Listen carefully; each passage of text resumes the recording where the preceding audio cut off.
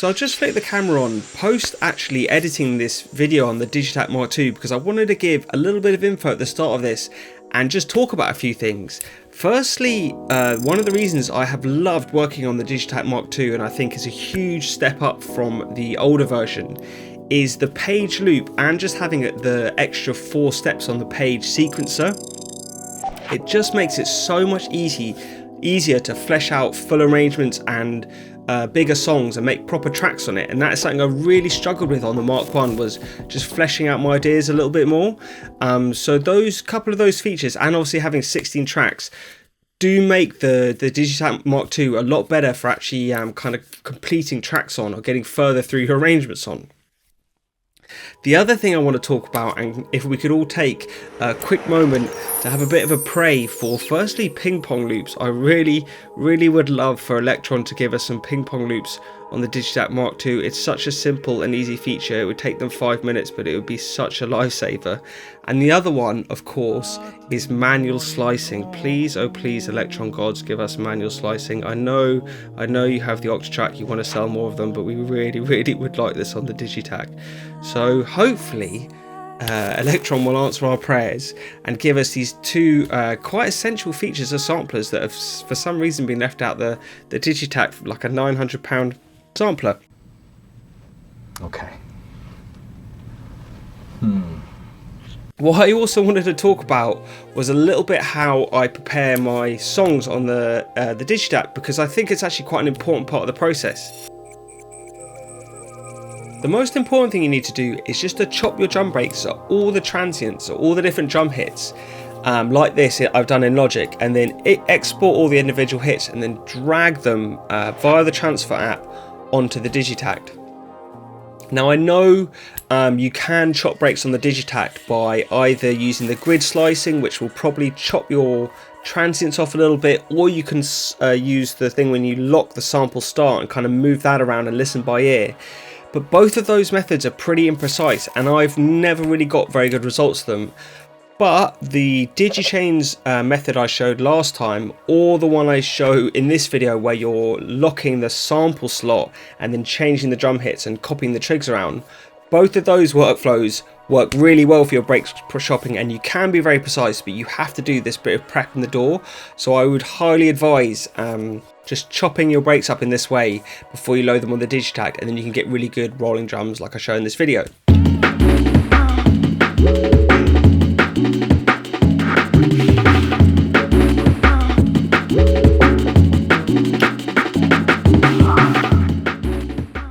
I'm also a huge believer in preparing a playlist of samples before I dive into a tune, and mostly it just gets me really inspired, but I don't really have to look for samples once I'm producing, because I give myself like a lovely kind of bunch of ingredients to work from. So if I just take you through this playlist a little bit, I've got a think break, and then a slightly more random drum break here. And then I have these 2 samples which you'll hear a lot in this project. This ABD Chord, which is amazing, and then this Apollo chord, which is from one of my sample packs actually, which I use in the first half of this video. It's such a good sample. It pitches around really well. And then just loads of random stuff like a marimba, crash, some vocals, some cool record chops, some sexy vocals, some kind of scratch noises, a few bass sounds, and a few effects. Just lots of different. You don't want to have lots of the same type of thing. You want to just have a few of kind of each different elements or different categories, and then it forces you to make the most of what you've got. Anyway, that's probably enough talking for today, because it was more of a production style video anyway, so you don't have to hear me yabbering on for too long. So let's just dive into the Digitakt Mk2, and I can show you how I got on with this project and got my breaks rolling and all the good stuff coming right at you. Let's begin with the drums, because that's always the most sensible place to start, and I actually think I might start with this cop car break, and I'm just going to do a muted snappy kick. Maybe there's a better That's a bit of a better kick. There might even be, yeah, maybe like down there.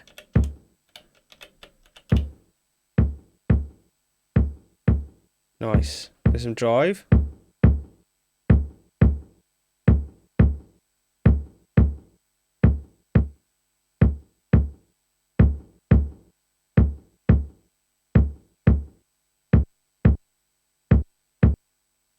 Okay, we can tailor that in a minute. And then, probably similarly, I'm going to go for...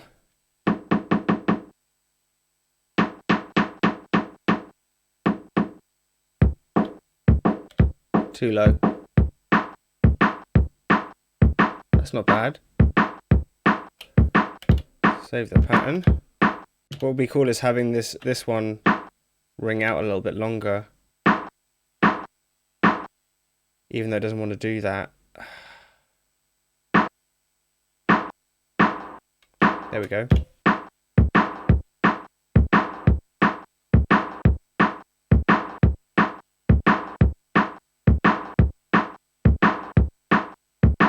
Cool, and then another good thing to do is to let's get some hats very quickly. Whoa. There's a hat here. And let's just spam this. Nice. Good thing to do with hats is to do some modulation, and both volume and panning are really good to do. So let's do volume and pan, random envelopes, and just a little bit, maybe this speed.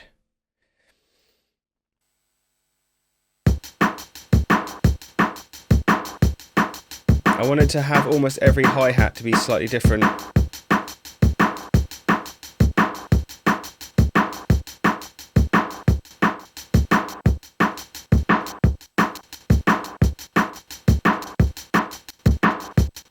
So if I make this 32,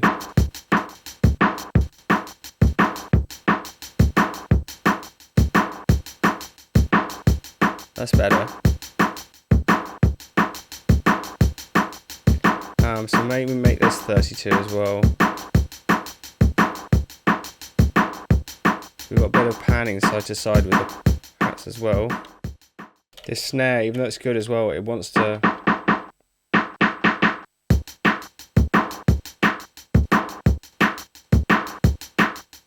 This is not bad. This is taking me in an interesting direction, but I don't mind it.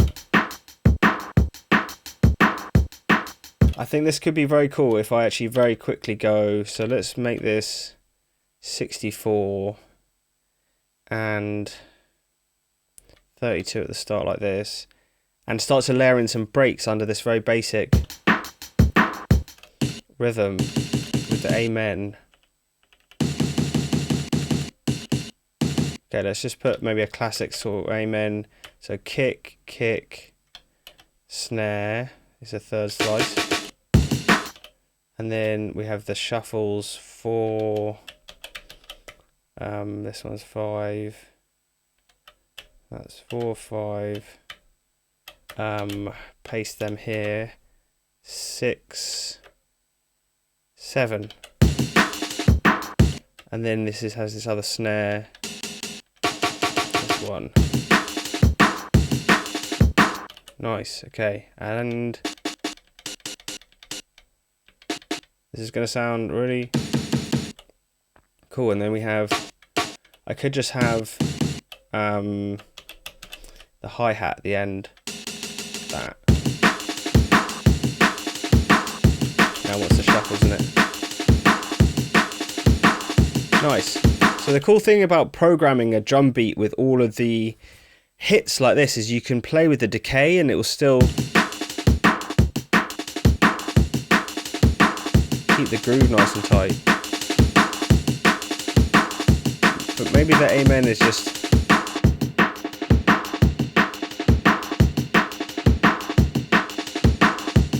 and the pitch definitely.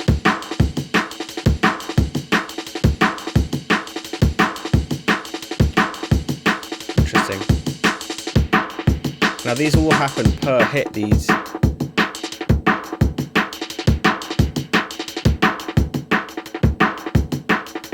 That's interesting, isn't it?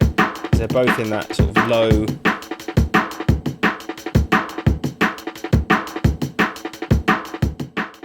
Sounds great. Sounds ideal, really. One thing, I want to send it off to a delay, but I don't want the delay to pick up too much low kick.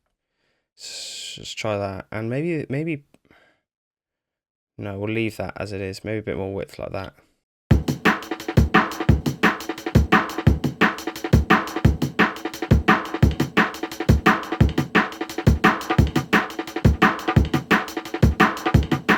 That's cool, isn't it?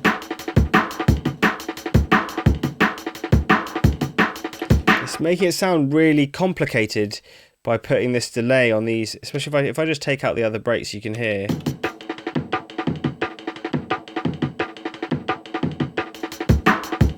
It's sounding cool. And maybe some, just to get the compression going right in the beginning, turn this multi makeup gain off, full compression, and about the attack.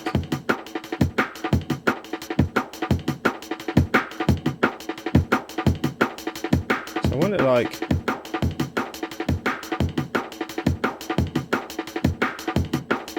there maybe.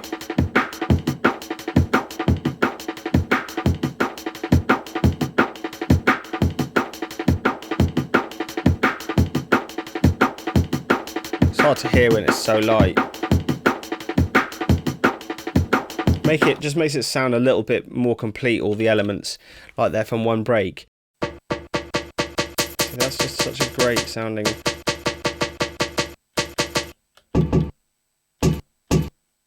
But it's got no.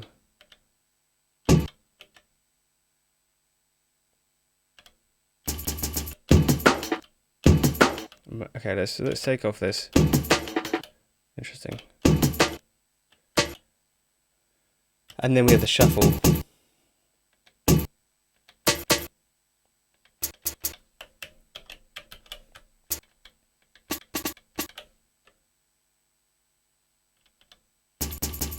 "23, 26, I want to do 27, and then 28,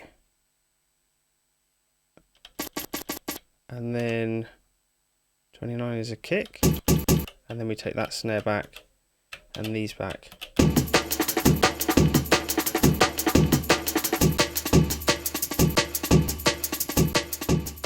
Maybe we could just make it really snappy is another thing. Sometimes will work.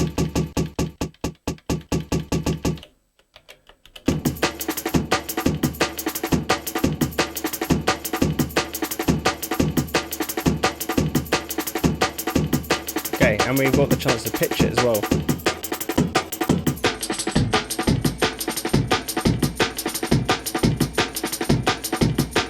That's cool down there, isn't it?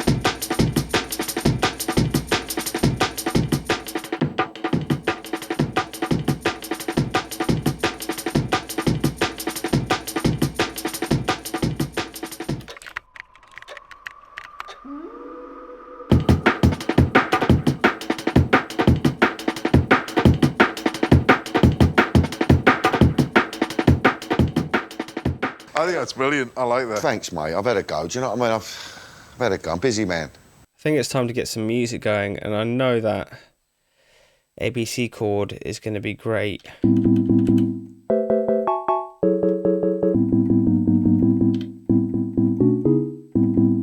Nice bit of release. So this one sounds amazing. The other one is this one.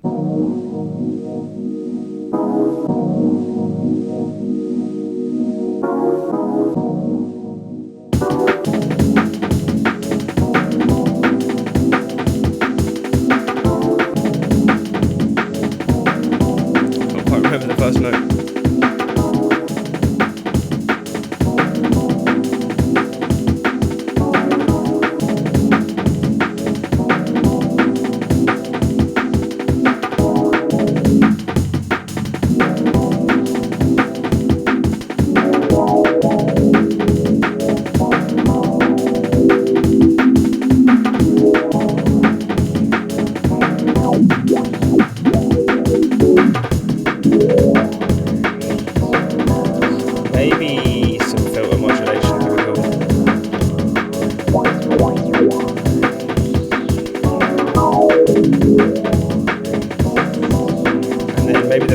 resonance as well.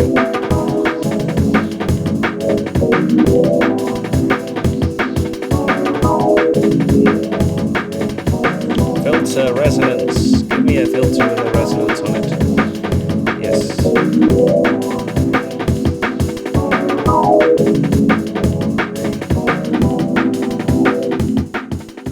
And then on this one, we're going to get that other chord and see if we can.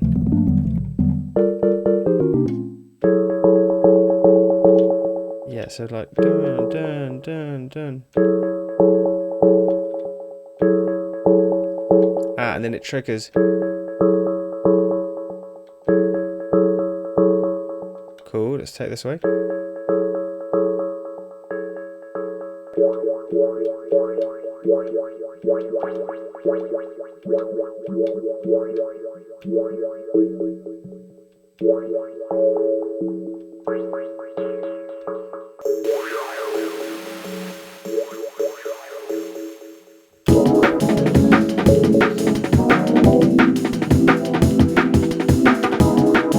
See how this sounds.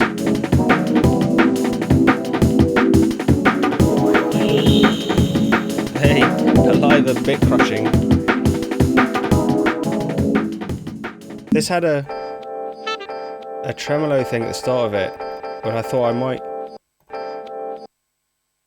This is where you just need a ping-pong loop where I can go back that way. It needs to be triggered, so it happens the same thing every time.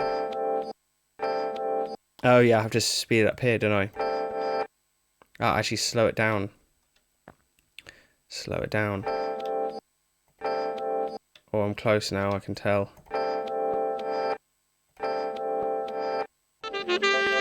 That could actually sound really cool and dubby. It's weird how you just find yourself in strange places. There's a bit of a click.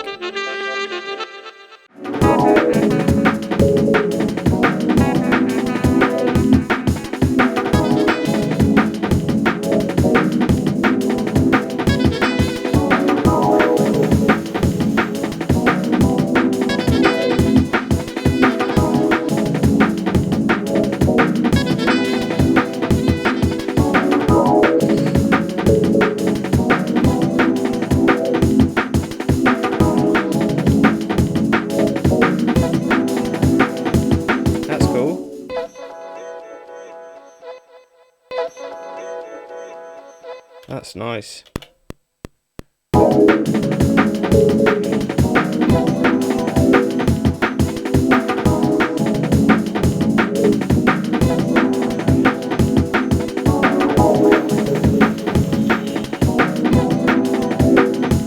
It's not bad. It might be one of those ones that grows on you. The thing about this, this.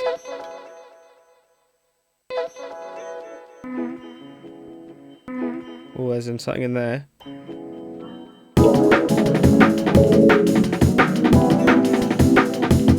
I'll find it.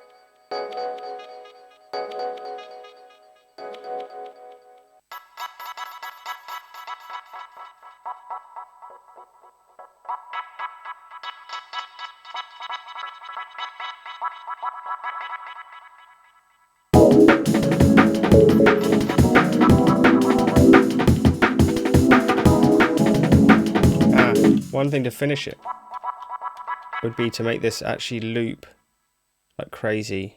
Forwards loop. There is a really cool trick you can do, even cooler than the one I'm doing, which is a really experimental one, but you can make it swap. this is going to be really tricky on trig mode. You can basically, I think you put this at 6, and then you put you get this and you pitch it up by 6 semitones,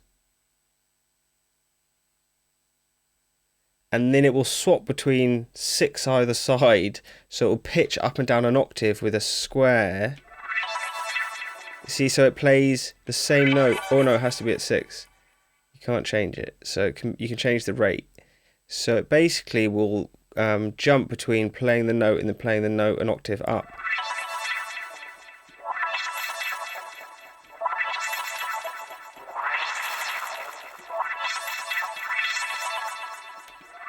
So if I went for another waveform, you'd hear it cycle through the whole thing, but because it's jumping between 2, oh, that's cool.